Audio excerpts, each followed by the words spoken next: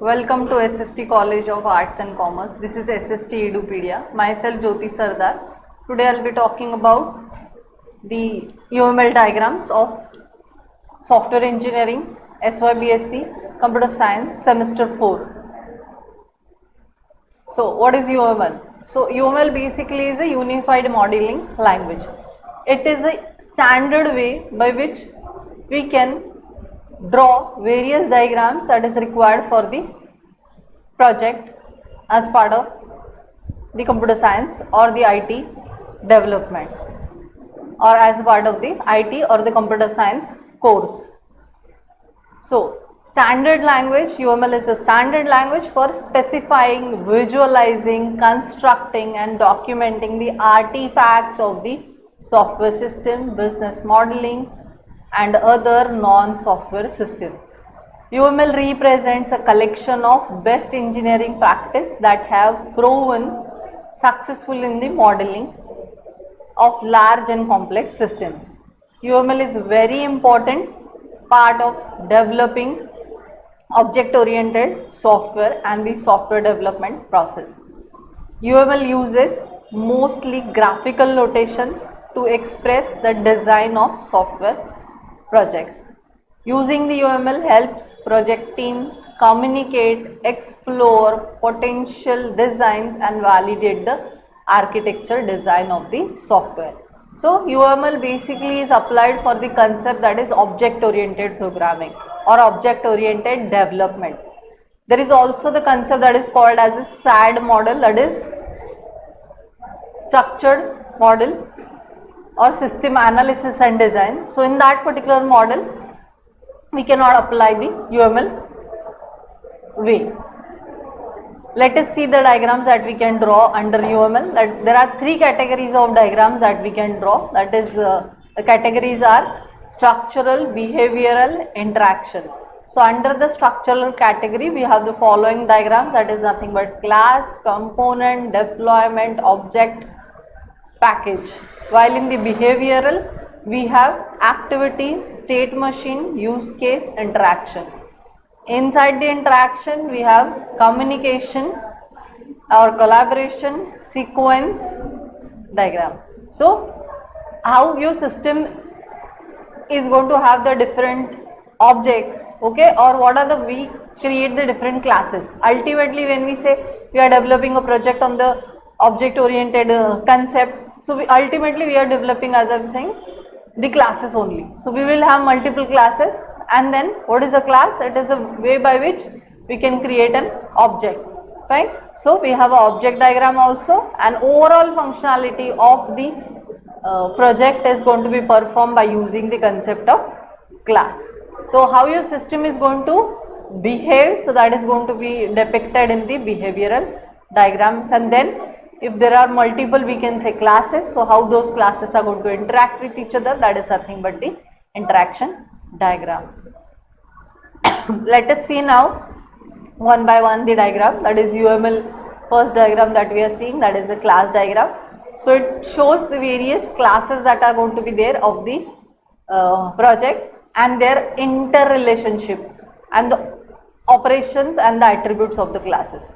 So basically we will have multiple classes inside a project, and those classes will be related with each other, okay. And then ultimately what a class has attributes and the functions which are going to be operating on those attributes. Explaining the domain concepts or exploring the domain concepts in the form of the domain model. Then it analyzes the requirement in the form of conceptual and the analysis model. It depicts a detailed design of object-oriented or object-oriented based software. This can be a very quick example. See, I am not discussing again in detail what are the symbols required and how we will draw the diagram, but if we cover that, it is going to be a PPT which is going to be very huge, okay, because every diagram itself is having vast description. So just very shortly you are covering the things, that is to draw basically a class. The rectangle symbol is used, which is divided in three parts. First part, the class name, second the attributes, and third the method names. So over here a course, enrollment and the student classes are created. Between the classes we said the interrelationship will be there, so that interrelationship is denoted by using the multiplicity. Okay, and for that multiplicity there are symbols used, that is 0 to many, 1 to many. So 0 dot dot star means 0 to many, 1 dot dot star means 1 to many. So one student might take an admission to a course. Is it fine? Might means he may not enroll to a course or he may enroll to a course. Is it fine? So that is how 0 to many. So one student can enroll many courses also. Is it fine? So for the enrollment we have a separate class, that is enrollment class, and then overall the courses of any institution or any, we can call it as a college, can be part of the course class. Fine. So this diagram is having what? Two, we can say, symbols, and then that is one is the class diagram and another is a line connecting the various classes. The next diagram we have in the series, that is the component diagram. It shows the dependencies among the software components, including classifiers that specify them, for example the implementation classes, and the artifacts that implement them, such as source code, binary code, executable files, script and tables. See, inside a project we will not only have a source code, we will have database, fine, we will have some set of files, we will have some attendance files. Okay, so all those will be what? All those can be also described, all those can be also visualized by using the component diagram. Let us see the example of it. There can be database that can be used. Okay, so over here your database is, namely university database is used, so that is your permanent storage, that is a persistent storage. And then there are classes that can be there, that is customer class, your order class, your delivery class, fine, and it takes input from somewhere the another set of files, that is nothing but online ordering or the shipping. So that's how we can say that the various components can be connected to each other. Let's see next diagram, that is your deployment diagram. Inside the deployment diagram, it shows the static view of runtime configuration of hardware nodes and the software components that run those nodes. Deployment diagram shows the hardware of your system, the software that is installed on the hardware, and the middleware used to connect the disparate machines to one another. So this is the way your deployment diagram looks like. See, when we have a standalone application, we will have somewhere it is going to use a database.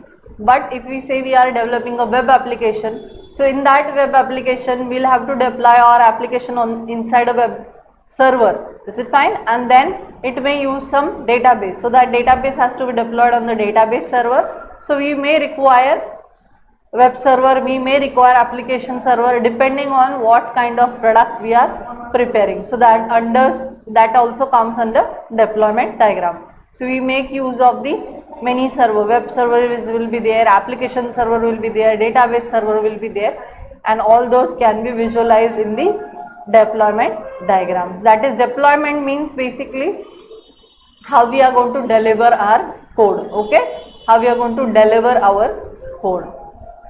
This is also the way your deployment diagram looks like. We can have multiple databases, and we'll have to think about the firewall. Okay, and the software also can be delivered to the mobile PCs or mobiles or desktop. Fine. Next, the concept, that is the object diagram. So it is useful for exploring the real world examples of objects and the relationship between them. It shows the instances instead of classes. They are useful for explaining small pieces with complicated relationship, especially recursive relationship. See, if we have a class, say namely a product, so for a particular product class we can have the objects like soap can be an object, pen can be an object, pencil can be an object. So we can simply create a class that is a class namely product, and then its instances are going to be the objects. So we have a object class also, object diagram also drawn for the same. So over here inside a same we can say rectangle, two things are depicted, that is one is a instance name and another is a class name. So of the class department there is a instance, that is math stats department, there will be maths department, there will be applied maths department, there will be stats department. So all these classes are going to be related with each other. So that is your object diagram is going to look like. Next, package diagram. So it simplify the complex class diagrams. Okay, it can group classes into package. A package is a collection of logically related UML elements. Packages are depicted as file folders and can be used inside the UML diagrams. So packages in Java is nothing but you can say it's a collection of classes, interfaces of same type. Okay, so if I say a package, that is for IO operations. So regarding IO operations, all the classes will be bundled together. Okay, and that will be inside the package, namely IO package. It will also have the interfaces. A package may contain a package also. So we will have your multiple packages in the diagram, that is the account package is there, ordering package, shipping package, customer database package, stock database package, and also there is a bank package. So what a package will have? A package will have a package and a class or the set of interfaces. Not even a single class, multiple classes, and they will be also related with each other. So multiple packages are related with each other. So it is shown in the diagram with a tab view. Okay, when you see a tab inside the Google Chrome, Internet Explorer, it looks like this. So that's a tab like structure for describing or showing the package. Next, the activity diagram, which helps to describe the flow of the target system, such as exploring complex business rules and operations, describing the use case, also the business process. It is object oriented equivalent of the flow charts data flow diagram. Okay, so when we say we are having the activity diagram, okay, there the flow charts are there. So how your data is flowing, okay, how your data is flowing from one, how your data is flowing from, we can say, one class to another. Thank you one and all.